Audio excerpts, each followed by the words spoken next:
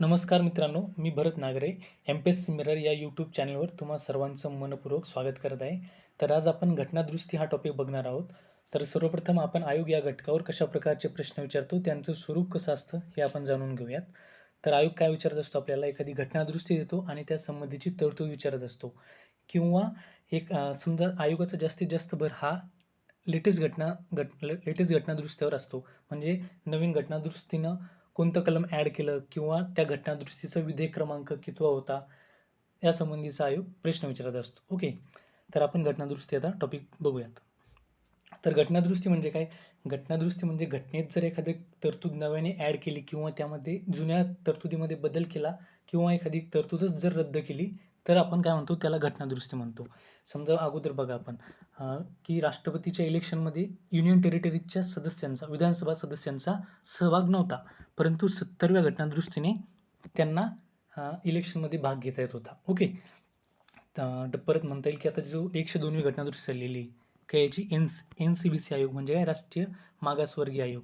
तर या आयोगाने काय केलेलं आहे, जो मागासवर्गीय आयोगाला पहिला वैधानिक दर्जा होता, तर या घटनादुरुस्तीने तो आता घटनात्मक दर्जा प्राप्त झालेला आहे. आणि जर रद्द जर म्हटलं आपण, तर मूळ घटनेत जो 7वा भाग होता म्हणजे काय, संस्थानिकांचे राज्य होते, तर ते 7व्या घटनादुरुस्तीने रद्द केले. म्हणजे आपल्याला काय म्हणता येईल, नवीन ऍड झालं किंवा एखादी तरतुदीमध्ये बदल केला किंवा ती तरतूद जर रद्द केली तर घटनादुरुस्ती झाली, आपण असं म्हणतोय. त्यानंतर विधेयक. तर आपण म्हणजे काय म्हणता येईल, घटनादुरुस्तीची पद्धत किंवा प्रक्रिया आहे, तर ती सुरुवात कुठे होती यावर सुद्धा आयोगाने प्रश्न विचारलेला आहे. तर मग घटनादुरुस्तीची प्रक्रिया सर्वप्रथम कुठे चालू होते, तर ती चालू होते लोकसभा किंवा राज्यसभा. म्हणजे काय, संसदेमध्ये चालू होती, लोकसभा किंवा राज्यसभा. म्हणजे ती कोणत्याही सभागृहात आपल्याला ते विधेयक मांडता येतं. परंतु एक लक्षात काय घ्यायचं, ते राज्य विधिमंडळात आपल्याला मांडता येणार नाही. ते एकतर लोकसभा किंवा राज्यसभेमध्येच मांडू शकतो. आणि घटनादुरुस्तीसाठी म्हणजे घटनादुरुस्ती विधेयकासाठी कलमचा उल्लेख घटनेत केलेला नाहीये. म्हणजे कसं, धनविधेयक किंवा वित्त विधेयकासाठी स्पेशल कलमाची तरतूद दिलेली, परंतु घटनादुरुस्ती विधेयकासाठी स्पेशल कलमाचा उल्लेख केलेला नाही, हे पण लक्षात घ्यायचं. आणि एक परत काय, तर घटनादुरुस्तीची प्रक्रिया सुरुवात म्हटलं तर लोकसभा किंवा राज्यसभा. आणि घटनादुरुस्तीच्या शेवट कोण करतं, तर शेवट कोण करतं, राष्ट्रपती करतो. कसं, तर त्यांच्या स्वाक्षरीने, राष्ट्रपतीने जेव्हा स्वाक्षरी केली तेव्हा आपण काय म्हणतो, घटनादुरुस्ती झाली किंवा कायद्याचा अंमल लागू झाला. ओके, त्यानंतर तर घटनादुरुस्ती विधेयक कोण मांडतं, तर ते कोण मांडू शकतं, एक तर मंत्री किंवा खाजगी सदस्य, म्हणजे कोणी मांडू शकतं. संसदेतलं कोणताही सदस्य हे घटनादुरुस्ती विधेयक मांडू शकतो. ओके, त्यानंतर 24व्या घटनादुरुस्तीने असं सांगितलं की राष्ट्रपतीला ही म्हणजे घटनादुरुस्ती विधेयकावर संमती देणं बंधनकारक आहे. कितवी घटनादुरुस्ती, 24वी घटनादुरुस्ती. म्हणजे इतर विधेयकाबद्दल कसं, राष्ट्रपती संमती रोखून देऊ शकतो, बरोबर का. म्हणजे तो ऍब्सोल्यूट वेटो किंवा पॉकेट वेटो वापरू शकतो, परंतु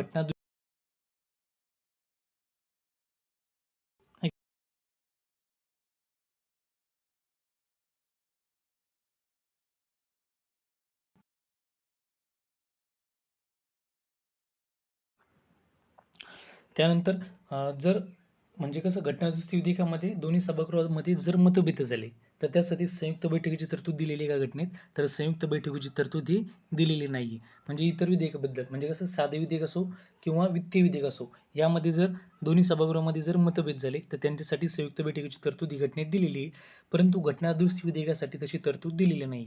घटनादुरुस्ती संयुक्त बैठक आपण थोडक्यात फास्टमध्ये बघूया. तर संयुक्त बैठक कलम किती, 108 कलम आहे.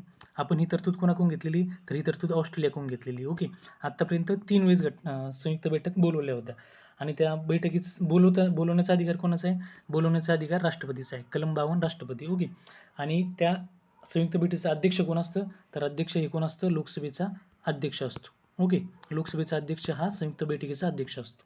ठीक आहे.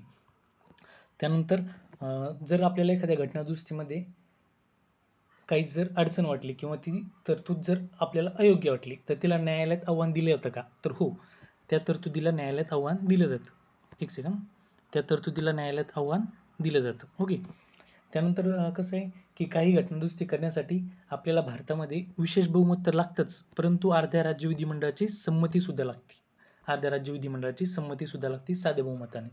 पण हेच जर आपण USA बाबतीत बघितलं तर USA मध्ये विशेष बहुमत आणि 3/4 राज्यांची संमती लागते. ओके, यावर आयोगाने प्रश्न विचारलेला आहे आणि हे कन्फ्यूज होण्यासारखं आहे, त्यामुळे इथं फोकस केला पाहिजे आपण. भारतामध्ये म्हटलं तर किती निम्मे राज्य आणि US मध्ये म्हटलं तर किती 3/4 राज्य. ओके, हा फरक आपल्याला लक्षात आला पाहिजे. त्यानंतर आपण म्हणतो घटना ताठर आहे किंवा घटना लवचिक आहे, बरोबर ना.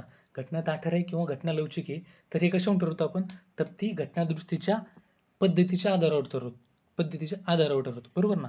म्हणजे जर कसं घटना आपण जर काय म्हटलं ताठर आहे, एक सेकंद, घटना ताठर आहे, आपण म्हणतो घटना ताठर आहे म्हणजे काय, तर जी घटना दुरुस्तीची पद्धत आहे तर ती कशी अवघड आहे, अवघड पद्धत आहे, घटना दुरुस्तीची पद्धत अवघड आहे. आणि घटना जर लवचिक म्हणजे घटना दुरुस्तीसाठीची पद्धत आहे ती काय अवघड आहे, तर आपण त्याला म्हणतो घटना ताठर आहे. ती कुठे जसे USA मध्ये आपल्याला आढळते, घटना ताठर आढळते, बरोबर ना. तर घटना ताठर हे काय संघराज्याचं वैशिष्ट्य आहे, संघराज्याचं वैशिष्ट्य आहे घटना ताठर असणं, बरोबर ना. आपल्याला इथं पण प्रश्न विचारतो आयोग की संघराज्याचं वैशिष्ट्य कोणतं आहे, घटना ताठर कोणतं आहे आणि घटना लवचिक कोणतं आहे. तर घटना ताठर हे संघराज्याचं वैशिष्ट्य आहे, तर ती कुठे कुठे आढळते, USA झालं, ऑस्ट्रिया झालं आणि स्वित्झर्लंड झालं, अशा बऱ्याच देशामध्ये घटना म्हणजे काय ताठर आहे, बरोबर ना. आणि त्यानंतर घटना लवचिक म्हणतो आपण, एक सेकंद, घटना लवचिक म्हणतो आपण, बरोबर ना. तर घटना लवचिक म्हणजे काय, तर जी पद्धत आहे घटना दुरुस्तीची तर ती सोपी पद्धत आहे, बरोबर का. सोपी पद्धत असणे म्हणजे घटना लवचिक असणे असं याचा अर्थ होतो. तर USA आपलं UK बघा म्हणजे काय ब्रिटन, तर ब्रिटनची घटना ही सर्वात लवचिक घटना आहे, बरोबर ना. सर्वात लवचिक घटना कोणाची, ब्रिटनची. तर काय म्हणता येईल, घटना लवचिक असणं हे कोणाचं वैशिष्ट्य झालं, मग गैरसंघात्मक वैशिष्ट्य झालं. घटना लवचिक असणं हे काय झालं, गैरसंघात्मक वैशिष्ट्य आहे. ओके, त्यानंतर आता आपण काय बघायचंय, भारताचा जर विचार केला आपण, तर भारतामध्ये हे आपल्याला दोन्ही पण वैशिष्ट्य आढळतात, म्हणजे घटना ही लवचिक सुद्धा आहे काही बाबतीत आणि ताठर सुद्धा आहे काही बाबतीत, म्हणजे सोपी पद्धत सुद्धा आहे आणि कठीण पद्धत सुद्धा आहे. त्यामुळे आपल्या इथं दोन्ही पद्धती सुद्धा आहे असं म्हणता येईल, बरोबर का. ठीक. तर मग काय म्हणता येईल, एक लाईन आलेली, आपण डायरेक्ट लाईनच बघूया. तर काय घटनादुरुस्ती पद्धत आपली ही ब्रिटन इतकी सोपी नाही आणि US इतकी कठीण सुद्धा नाही, बरोबर ना. ब्रिटनची सर्वात सोपी आपण बघितलं आणि USA ची ही सर्वात कठीण आहे असं म्हणता येईल, अवघड म्हणता येईल. ओके, आणि भारताची दोन्हीचा मध्य आहे.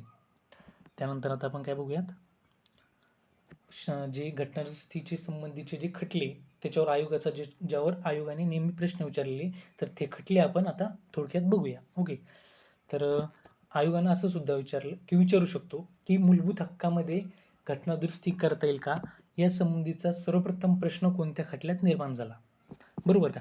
तर तो खटला कोणता म्हणता येईल आपल्याला, शंकरी प्रसाद खटला 1951 चा, ना की केशवानंद भारती खटला.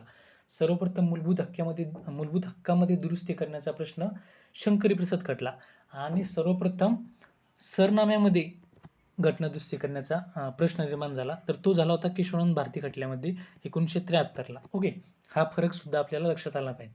तर शंकरी प्रसाद खटल्याने काय म्हटलं होतं की कलम 368 अंतर्गत जी घटना दुरुस्ती म्हणजे काय, कलम 368 अंतर्गत घटना दुरुस्ती करण्याचा अधिकार संसदेला आहे, म्हणजे मूलभूत हक्कामध्ये दुरुस्ती होऊ शकते असं सांगितलं त्यांनी, मूलभूत हक्कामध्ये दुरुस्ती होऊ शकते.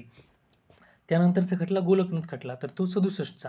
तर त्यांनी काय सांगितलं, मूलभूत हक्क हे अलौकिक व अरूपांतरणीय आहे, त्यामुळे त्यांच्यात घटना दुरुस्ती होणं पॉसिबल नाहीये, घटना दुरुस्ती होणार नाही असं सांगितलं गोलकनाथ खटल्यानं. आणि नंतर मग गोलकनाथ खटल्याला प्रतिसाद म्हणून 24वी आणि 25वी घटना दुरुस्ती झाली. तर 24व्या घटना दुरुस्तीने काय सांगितलं की संसद ही फक्त फंडामेंटल राईट्सच नव्हे तर कोणत्याही भागात घटना दुरुस्ती करू शकते, म्हणजे संसदेला तो अधिकार आहे, फंडामेंटल राईट्सच्या नाही तर इतर कोणत्याही भागात संसद घटना दुरुस्ती करू शकते. आणि 25व्या घटना दुरुस्तीने काय सांगितलं की कलम 39B व C च्या अंमलबजावणीसाठी केलेला कोणताही कायदा हा कलम 14, 19 व 31 चे उल्लंघन होतो, म्हणून तो अवैध ठरेल का, तर तो अवैध ठरणार नाही. ओके, अवैध ठरणार नाही. त्यानंतर मग सर्वात महत्त्वाचा खटला केशवानंद भारती खटला 1973 चा, तर त्यानं मूलभूत संरचना किंवा मूलभूत चौकट संकल्पना मांडली होती. तर मूलभूत संरचना म्हणजे काय की घटनेत म्हणजे घटनेत अशा काही बाबती की त्या घटना दुरुस्तीने सुद्धा आपल्याला बदल किंवा रद्द करता येणार नाही, म्हणजे त्या अत्यंत महत्त्वाच्या आहे असं म्हणता येईल. ओके, त्यासोबतच त्यांनी हे पण म्हणजे पहिला प्रश्न सरनाम्यात घटना दुरुस्ती करता येईल का, तर तो त्यांनीच मांडला होता, बरोबर का. मग त्यानंतर पहिल्यांदा घटना दुरुस्ती झाली 42वी म्हणजे सरनाम्यामध्ये, बरोबर. त्यानंतर मग 42व्या घटनादुरुस्तीने काय केलं, तर 42वी घटनादुरुस्तीनं 368 कलम ऍड केलं होतं. त्यांनी काय सांगितलेलं आहे की कोणत्याही घटनादुरुस्तीचं न्यायालयीन पुनर्विलोकन होईल का, तर न्यायालयीन पुनर्विलोकन होणार नाही, असं 42व्या घटनादुरुस्तीनं तरतूद ऍड केली होती. पण त्यानंतर मिनर्वा मिल्स खटला 1980चा, तर त्यांनी जी 368 तरतूद होती तर ती अवैध ठरवली. म्हणजे काय, घटनादुरुस्तीचं न्यायालयीन पुनर्विलोकन होईल असं त्यांनी म्हटलं. आणि वामनराव खटला, मग वामनराव खटला कितीचा, 1981चा, तर त्यांनी जी मूलभूत संरचना संकल्पना मांडली होती केशवानंद भारतीने, तर त्या मूलभूत संरचनेचं तत्व त्यांनी ते उचलून धरलं होतं, बरोबर. आणि त्यासोबत त्यांनी स्पष्ट केलं काय, की 24 एप्रिल 1973 नंतरच्या सर्व घटनादुरुस्तींना हे तत्व लागू राहील. ओके. त्यानंतर आता आपण घटनादुरुस्तीचे प्रकार बघूयात. तर घटनादुरुस्तीचे प्रकार जर म्हटलं तर किती घटनादुरुस्तीचे प्रकार, 3 आहे. परंतु जर आपल्याला आयोगानं जर असं विचारलं की कलम 368 अंतर्गत घटनादुरुस्तीचे प्रकार किती आहे, तर ते किती म्हणता येईल आपल्याला, 2च आहे. कारण जे संसदेच्या साध्या बहुमताने विधेयक पास होतं तर ते कलम 368च्या बाहेर ठेवलेलं आहे, हे लक्षात आलं पाहिजे, बरोबर का. आणि आपण जे मागं अगोदर खटले बघितले केशवानंद भारती आणि मिनर्वा मिल्स, तर केशवानंद भारती खटल्याने संसद आणि सुप्रीम कोर्टमध्ये संतुलन सांगितलेलं होतं. काय, संसद आणि सुप्रीम कोर्टमध्ये संतुलन जर म्हटलं तर केशवानंद भारती खटला. आणि मूलभूत हक्क, फंडामेंटल राईट्स आणि DPSP म्हणजे काय, मार्गदर्शक तत्व, यामध्ये संतुलन कोण सांगितलं होतं, मिनर्वा मिल्स खटल्याने सांगितलं होतं. हा पॉईंट सुद्धा लक्षात असू द्या. ओके. तर मग आपण बघितलं की संसदेच्या साध्या बहुमताने जे विधेयक पास होतं तर ते कलम 368च्या बाहेर ठेवलेलं आहे. तर मग अशा कोणत्या तरतुदी की त्या साध्या बहुमताने पास होतात, तर नवीन राज्यांची निर्मिती करायची, बरोबर का, तर त्यासाठी साधं बहुमत गरजेचं आहे. विधान परिषदेची निर्मिती किंवा रद्द करायची असली 169 कलम, बरोबर, त्यासाठी साधं बहुमत लागतं. त्यासाठी 368 अंतर्गत घटनादुरुस्ती होत नाही. संसदेची घनसंख्या ठरवायची किंवा सुप्रीम कोर्टची न्यायाधीशाची संख्या ठरवायची, तर ते कोण ठरवतं, सुप्रीम कोर्टची न्यायाधीशाची संख्या म्हटलं तर कोण, संसद. आणि जर आपल्याला हायकोर्टची विचारलं तर हायकोर्टची कोण ठरवतं, राष्ट्रपती, कलम 52 राष्ट्रपती. ओके. त्यानंतर सुप्रीम कोर्टच अतिरिक्त कार्यक्षेत्र बहाल करणे किंवा नागरिकत्व कायद्यामध्ये नागरिकत्वामध्ये तरतूद करणे नव्याने, नाही का, जसं आताचं विधेयक आहे नागरिकत्व कायद्याचं, त्यासाठी संसदेचं साध्य बहुमत झालं होतं. कलम 368 अंतर्गत घटनादुरुस्ती झाली का, तर ती नाही. त्यानंतर संसद आणि विधिमंडळाच्या निवडणुका, मतदारसंघाचे परिसीमन आणि अनुसूचित 2, 5 व 6 मध्ये जर काही तरतूद करायची झाली तर, नाही का. अनुसूचित 2 म्हणजे काय, वेतन भत्ते दिलेले. 5 मध्ये अनुसूचित क्षेत्राचे प्रशासन सांगितलेले. आणि 6 मध्ये काय सांगितलेले, 6 मध्ये सांगितले आदिवासी क्षेत्राचे प्रशासन सांगितलेले. किंवा आपल्याला जर युनियन टेरिटरीज मध्ये जर काही बदल करायचा आहे तर तो सुद्धा संसदेच्या साध्या बहुमताने पास होतो. ओके. त्यानंतर संसदेच्या विशेष बहुमताने पास होऊन घटनादुरुस्ती होती, तर ती घटनादुरुस्ती कोणती, म्हणजे कसं, दोन्ही सभागृहात ते स्वतंत्ररित्या विधेयक पास झालं पाहिजे आणि एकूण सदस्य संख्येच्या बहुमताने आणि मतदान करणाऱ्याच्या पैकी 2/3 जणांनी ते विधेयक पास केलं तर त्याला आपण काय म्हणतो, संसदेच्या विशेष बहुमताने विधेयक पास झालं असं म्हणतो. तर या संबंधीच्या तरतुदी जर म्हणजे कोणत्या, मूलभूत हक्क आणि मार्गदर्शक तत्वामध्ये जर आपल्याला बदल करायचा झाला तर त्यासाठी संसदेचं विशेष बहुमत लागतं. ओके. आणि तो तिसरा प्रकार आहे, तर तो तिसरा प्रकार म्हणजे काय, संसदेचं विशेष बहुमत त्यासोबतच निम्म्या राज्यांच्या विधिमंडळाचे साधे बहुमत. ओके. आपण पाहिलं भारतात किती, निम्म्या राज्यांचं विधिमंडळाची संमती लागते आणि US मध्ये 3/4 राज्य विधिमंडळाची संमती लागते. आणि इथे लक्षात काय ठेवायचं की राज्य विधिमंडळ कालावधीचं बंधन आहे का, तर कालावधीचं बंधन नाहीये. मग या संबंधीच्या तरतुदी कोणत्या आहे की जिथं निम्म्या राज्यांची संमती लागते, तर कलम 54 म्हणजे काय, राष्ट्रपतीची निवडणूक. कलम 55 राष्ट्रपतीची निवडणूक पद्धत, तर यामध्ये जर बदल करायचा झाला तर तिथं विशेष बहुमत प्लस निम्म्या राज्यांची संमती लागते. कलम 368 म्हणजे काय, घटनादुरुस्तीची पद्धत, यामध्ये जर बदल करायचा झाला तरी तिथं अशी पद्धत लागते. सुप्रीम कोर्ट हायकोर्टमध्ये बदल करायचा झाला, 7वी सूचीमध्ये बदल करायचा झाला. 7वी सूची काय, तर 7वी सूचीमध्ये अधिकारांची विभागणी दिलेली आहे, संघ सूची, समवर्ती सूची आणि राज्य सूची. 3 सूच्यामध्ये कोणते, संघ, राज्य आणि समवर्ती. तर त्यातली जी समवर्ती सूची आहे, तर समवर्ती सूची आपण कोणाकडून घेतलेली, ऑस्ट्रेलियाकडून घेतलेली. आणि 7व्या अनुसूची संबंधित जर कलम जर विचारलं तर ते कोणतं आहे, 246, हे इथं लक्षात राहू द्या. आणि संसदेतील राज्यांचे प्रतिनिधित्वामध्ये जर बदल करायचा झालेला आहे किंवा संघ राज्य व घटक राज्य यांच्या कार्यकारी शक्तीची व्याप्तीमध्ये जर बदल करायचा आहे किंवा त्यांच्या कायदेविषयक शक्तींच्या मध्ये विभागणी जर करायची झालेली संघ राज्य आणि घटक राज्याची, त्यासाठी संसदेचं विशेष बहुमत तर लागतंच, त्यासोबत निम्म्या राज्यांच्या विधिमंडळाची साध्या बहुमताने संमती सुद्धा लागते. ओके. हे झाली घटनादुरुस्तीचे 3 प्रकार. मग आता आपण काय बघणार आहोत, तर आता आपण ज्या लेटेस्टच्या घटनादुरुस्ती झालेल्या आहे त्याच बघणार आहोत, म्हणजे 100च्या नंतरच्या, कारण आयोगाचा भर नवीन घटनादुरुस्तीवर जास्त असतो. आणि तुमची जर इच्छा असेल तर आपण जुन्या घटनादुरुस्त्या सुद्धा घेऊ, त्यासाठी तुम्ही मला कमेंट करा की जुन्या घ्यायच्या का नाही, नाही का. ओके, तर 101वी घटनादुरुस्ती लेटेस्ट 101वी कोणती, जीएसटी म्हणजे काय, गुड अँड सर्व्हिस टॅक्स. तर गुड अँड सर्व्हिस टॅक्स, तर हा काय, तर हा वस्तू व सेवावर आकारला जाणारा कर आहे. म्हणजे काय, अगोदर जे विविध प्रकारचे अप्रत्यक्ष कर होते तर ते आकारले जात होते ना, तर ते आता रद्द केलेले आणि त्याऐवजी एकच कर आणलेला आहे, तो म्हणजे कोणता, जीएसटी. तर जीएसटी हा कोणता, अप्रत्यक्ष कर आहे. तर लक्षात काय ठेवायचं, तर तो अप्रत्यक्ष कर आहे. ओके, अप्रत्यक्ष कर. त्यानंतर मग एक सेकंड, हां, तर जीएसटी काय बघितलं आपण, अप्रत्यक्ष कर आहे. सर्वप्रथम शिफारस केली होती विजय केळकर समितीने, बरोबर ना. आणि जीएसटी लागू झाल्याने, हा प्रश्न आलेला आहे, लक्षात राहू द्या, जीएसटी लागू झाल्याने सेंट्रलचे म्हणजे सेंट्रलचे 8 आणि स्टेटचे 9, तर सेंट्रलचे 8 आणि स्टेटचे 9 कर कमी झालेले, म्हणजे ते जीएसटी मध्ये विलीन झालेले, बरोबर का. तर याच्यावर आयोगाने प्रश्न विचारलेला आहे, ही तरतूद सुद्धा लक्षात राहू द्या. किती, केंद्राचे 8 आणि राज्यांचे 9 कर कमी झालेले, बरोबर. त्यानंतर तर भारताने जी पद्धत स्वीकारलेली, तर ती कोणाकडून स्वीकारलेली, कॅनडाने. पण जर आपण जर म्हटलं सर्वप्रथम जीएसटी स्वीकारणारा देश तो कोणता आहे, फ्रान्स. त्यांनी 1954 ला स्वीकारली होती. भारताने कॅनडाची पद्धत स्वीकारली, म्हणजे कुठं कोणती, दुहेरी यंत्रणा स्वीकारली, म्हणजे कसं, स्टेट जीएसटी आणि सेंट्रल जीएसटी, बरोबर. त्यानंतर 15व्या लोकसभेमध्ये विधेयक मांडलं होतं अगोदर एक, कोणते, 115व्या क्रमांकाचं, पण ते संमत होऊ शकलं नव्हतं. तर मग जे लेटेस्ट विधेयक आहे, म्हणजे ज्या विधेयकानं घटनादुरुस्ती झाली, त्या विधेयकाचा नंबर हा एकदम महत्त्वाचा, तर 122व्या क्रमांकाचं विधेयक होतं जीएसटी संबंधीचं. ते विधेयक पास झाल्यानंतर 1 जुलै 2017 पासून ते लागू झालं. ही तारीख सुद्धा महत्त्वाची, आयोगाने विचारली आणि परतही विचारू शकतो, बरोबर. तर मग जीएसटी गटच्या घटनादुरुस्तीनं कोणते कलम ऍड झालेले, तर ते कलम कोणते, 246A, 69A आणि 279A, हे 3 कलम ऍड झालेले. 246A मध्ये काय सांगितलेले, जीएसटी विषयी कायदे करण्याचा अधिकार. तर कायदे करण्याचा अधिकार कोणाला आहे, सेंट्रल आणि स्टेट म्हणजे केंद्र आणि राज्य दोघांना सुद्धा कायदे करण्याचा अधिकार आहे. 269A मध्ये काय सांगितलेले, की आंतरराज्य व्यापारातील जीएसटीची आकारणी. तर आंतरराज्य व्यापारातील जीएसटीची आकारणी वसुली कोण करणार, केंद्र करणार, बरोबर. आणि 279A मध्ये सांगितले जीएसटी काउन्सिल, जीएसटी परिषद. सर्वात महत्वाचं, जीएसटी काउन्सिल ही, याला दर्जा कसा आहे, तर हा आयोग प्रश्न विचारलेला नाही पण येणाऱ्या काळात विचारू शकतो. तर जीएसटी काउन्सिल ही घटनात्मक संस्था, घटनात्मक परिषद आहे, कारण तिचा घटनेत एका स्पेशल कलमामध्ये उल्लेख केलेला आहे 279A. त्यामुळे जीएसटी काउन्सिल ही घटनात्मक परिषद आहे, ना की वैधानिक. वैधानिक म्हणजे काय, वैधानिक जर म्हटलं तर ती कायद्याने निर्माण असतं, आणि घटनात्मक म्हणलं काय, तर घटनेतच तिची तरतूद असते, म्हणजे घटनात्मक. आणि मग जीएसटी काउन्सिलचा अध्यक्ष कोण असणार, तर अध्यक्ष असणार केंद्रीय वित्त मंत्री. आणि परत एक लक्षात ठेवायचं काय, तर या घटनादुरुस्तीने 268A कलम सेवा कर संबंधीच, तर ती तरतूद रद्द झालेली आहे. सेवा कर हा 88व्या घटनादुरुस्तीनं घटनेत नव्याने ऍड केला होता. तर तो कधी केला होता, 1 जुलै 1994 ला लागू झाला होता सेवा कर, आणि तो 101व्या घटनादुरुस्तीनं आता रद्द केलेला आहे.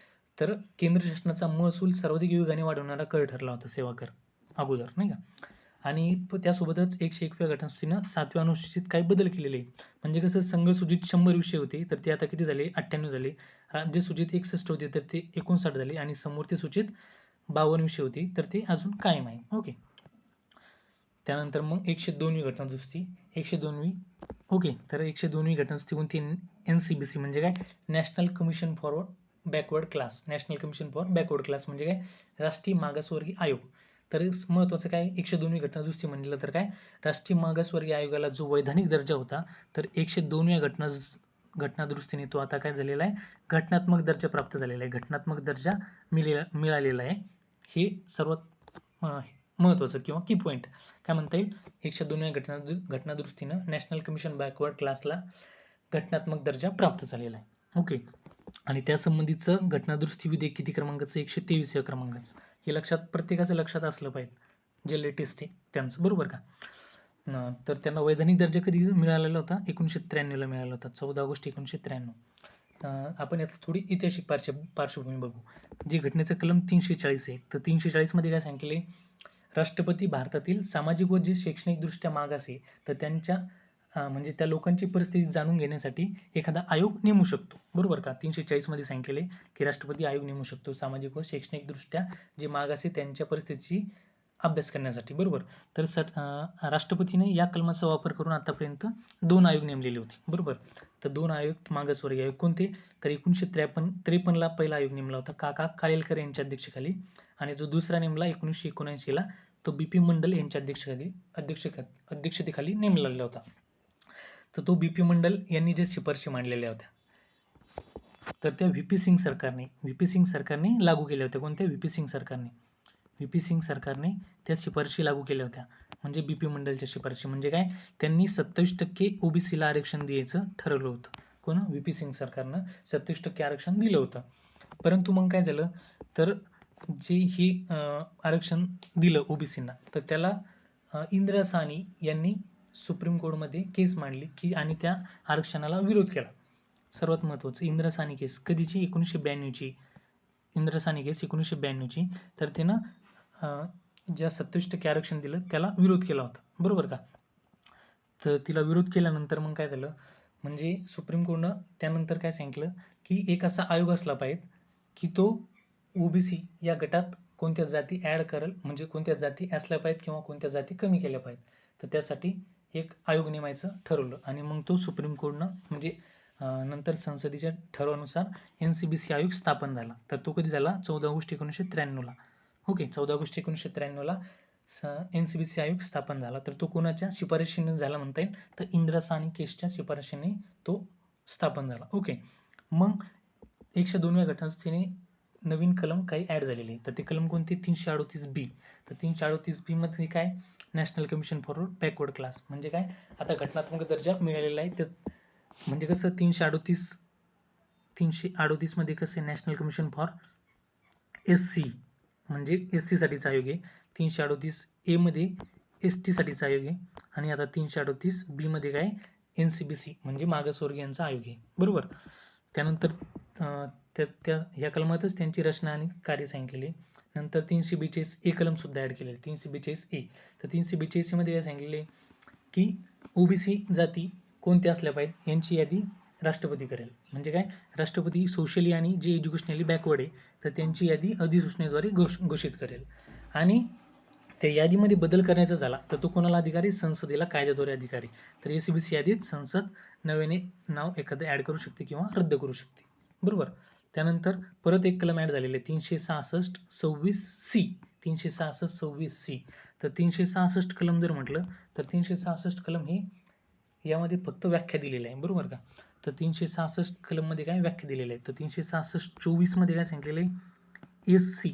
तर एससी कोण असेल या संबंधीचे सांगितलेले आहे. 366(25) मध्ये काय सांगितले? एसटी कोण असणार. आणि आता जे नवीन झाले 366(26)C. तर त्यामध्ये काय सांगितले? एससीबीसी म्हणजे काय म्हणतात, ओबीसी कोण असणार, बरोबर का. ओबीसी गटात कोण मोडणार. तर त्यांनी काय सांगितलेले मग 366(26)C मध्ये काय सांगितलेले की ओबीसी म्हणजे कोण? 342A नुसार राष्ट्रपतींनी जे घोषित केलेले म्हणजे ओबीसी यादीमध्ये जे घोषित केले ते म्हणजे ओबीसी असं सांगितले 366(26)C मध्ये. ओके, तर ही झाली 102वी घटना दुरुस्ती. ओके, त्यानंतर आता आपण बघू 103वी घटना दुरुस्ती. तर 103वी घटना दुरुस्ती काय याची? ईडब्ल्यूएस. तर ईडब्ल्यूएस म्हणजे काय? एक सेकंड. ईडब्ल्यूएस म्हणजे इकॉनॉमिकली वीकर सेक्शन, म्हणजे जे आर्थिकदृष्ट्या मागास आहे तर त्यांच्यासाठी स्पेशल नवीन तरतूद ऍड केलेली आहे. तर ती काय? 10% आरक्षण दिलेले नव्याने, बरोबर का. तर म्हणजेच 103व्या घटनादुरुस्तीने काय, जे आर्थिक दृष्ट्या मागास होते तर त्यांच्यासाठी 10% आरक्षणाची तरतूद ही 103व्या घटनादुरुस्तीने केली. सर्वात सिंपल आणि महत्वाचं. ओके, तर या संबंधीचं कलम काय? 124वा घटनादुरुस्ती विधेयक क्रमांक आहे. ईडब्ल्यूएस संबंधीचं विधेयक किती? 124वे, बरोबर का. आपण पाहिलं की खुल्या गटातील आर्थिकदृष्ट्या मागास वर्गांना शिक्षण व सरकारी नोकऱ्यात आरक्षण दिलेलं आहे. तर मग 12 जानेवारी 2019 ला हा कायदा लागू झाला, म्हणजे आरक्षण लागू झालं. आणि जर आपल्याला जर असं विचारलं की पहिलं राज्य कोणतं ज्यांनी ईडब्ल्यूएस साठी आरक्षण दिलं तर ते कोणते? गुजरात. करंटच्या दृष्टीने जर प्रश्न आला तर असा बनू शकतो. ओके, मग घटना दुरुस्तीनं कोणते कलम ऍड केले? तर 2 कलम ऍड केले, 15(6) आणि 16(6). 15(6) मध्ये काय सांगितलेले की 15(4) व 15(5) मधील गटाव्यतिरिक्त आर्थिकदृष्ट्या दुर्बल घटकांसाठी विशेष तरतूद. 15.4 आणि 15.5 सोडून जे आर्थिकदृष्ट्या दुर्बल आहे त्यांसाठी तरतूद केली. म्हणजे काय, शैक्षणिक संस्थांमध्ये आर्थिकदृष्ट्या जे दुर्बल घटक आहे त्यांना किती 10% आरक्षणाची तरतूद ही 103व्या घटनादुरुस्तीने केली. आणि 16.6 मध्ये काय तरतूद केली की 16.4 मधील गटाव्यतिरिक्त जे आर्थिकदृष्ट्या दुर्बल आहे तर त्यांना सरकारी नोकऱ्यात 10% आरक्षणाची तरतूद केली. बरोबर का. परत मग इथं काय थोडक्यात सांगतो तुम्हाला. 15 तर कलम 15 काय, भेदभावास प्रतिबंध. बरोबर ना, कलम 15 नुसार भेदभाव करता येणार नाही. आणि कलम 16 मध्ये काय सांगितलेले, सार्वजनिक नोकऱ्यात समान संधी असणार प्रत्येकाला. बरोबर. पण या दोन तरतुदी यांचे अपवाद आहे. ठीक आहे. तर अशी 103वी घटना दुरुस्ती कायची, EWS ना 10% आरक्षण सरकारी नोकरीत आणि त्यासोबतच शैक्षणिक संस्थांमध्ये. ठीक आहे. त्यानंतर आता जी लेटेस्ट सर्वात अलीकडची 104वी घटना दुरुस्ती म्हणजे कोणती, लोकसभा आणि विधानसभामध्ये SC ST यांना आरक्षण. 104व्या घटना दुरुस्तीनं जे लोकसभा आणि विधानसभा आहे तर त्यांना SC ST ना आरक्षण दिलेलं आहे. म्हणजे आरक्षण कसं, हे घटनेच्या अंमलापासून प्रत्येक वेळेस वाढवत आलेलं आहे 10-10 वर्षांनी. बरोबर का. तर या संबंधीचा कलम घटना दुरुस्ती विधेयक क्रमांक किती, 126. एक सेकंद, घटना दुरुस्ती विधेयक किती, एक सेकंद, 126वे घटना दुरुस्ती विधेयक क्रमांक हे लोकसभा आणि विधानसभामध्ये SC ST यांना आरक्षण मांडण्यासाठी जी नव्याने तरतूद केली त्यासाठीचं क्रमांक किती, 126वा. आणि इथं लक्षात काय ठेवायचं आहे की 104व्या घटना दुरुस्तीनं एखादं कलम ऍड नाही केलेलं आहे. ऍड कलम केलंय का, नाही. तर त्या घटना दुरुस्तीने फक्त 334 कलमामध्ये बदल केलेला आहे. तर बदल कसा केलेला आहे, जी SC ST यांना आरक्षण होतं तर ते परत 10 वर्षांनी वाढवलेलं आहे.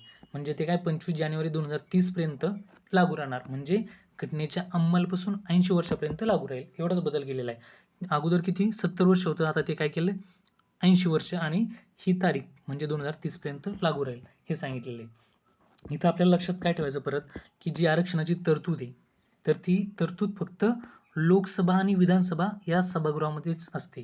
राज्यसभा आणि विधान परिषदेमध्ये SC ST यांना आरक्षण आहे का, तर आरक्षण नाहीये. हे महत्वाचं आहे. बरोबर.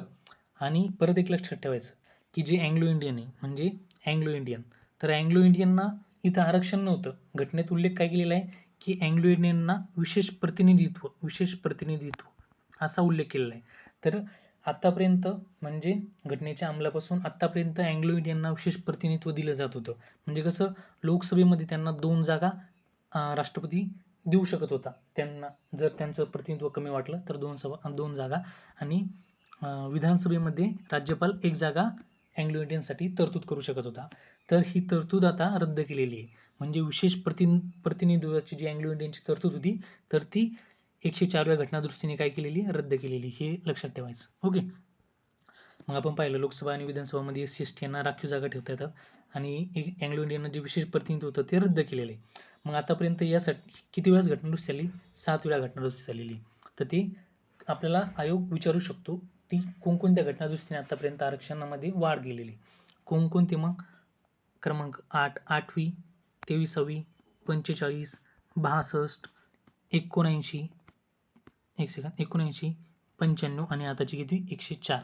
म्हणजे आतापर्यंत किती 7, एक सेकंद, आतापर्यंत किती 7 वेळा घटना दुरुस्ती झालेली म्हणजे आरक्षण वाढवण्यासंबंधी. आणि आता आपण त्यासोबतच हे पण बघू की मग लोकसभेत SC ST यांना आरक्षण किती आहे. तर लोकसभेचा विचार केला तर SC यांना किती 84 जागा राखीव SC ना, आणि ST ला किती 47 जागा राखीव. म्हणजे जर टोटल जर जागा विचारलं तर किती 131 जागा ह्या लोकसभेमध्ये राखीव. SC ना किती 84 आणि ST ला किती 47. आणि महाराष्ट्र विधानसभेचा विचार जर केला तर महाराष्ट्र विधानसभेमध्ये SC ला किती 29 जागा आहे आणि ST ला किती 25 जागा आहे. म्हणजे टोटल किती 54 जागा आहे. हे इथं लक्षात ठेवायचं. बरोबर का. आणि आपण बघितलं की 103व्या घटना दुरुस्तीसाठी विधेयक किती होतं, 103 साठी 124वे विधेयक होतं आणि 104व्या घटना दुरुस्तीसाठी किती 126वे आहे. म्हणजे मधातलं विधेयक कोणतं आहे, तर 125वे विधेयक.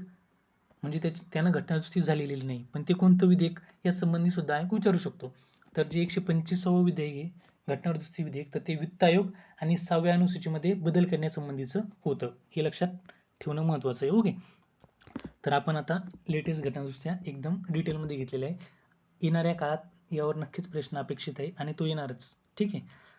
तर जर आपला व्हिडिओ जर तुम्हाला आवडला असेल तर लाईक करा, कमेंट करा, शेअर करा आणि चॅनल सबस्क्राईब करा. ओके.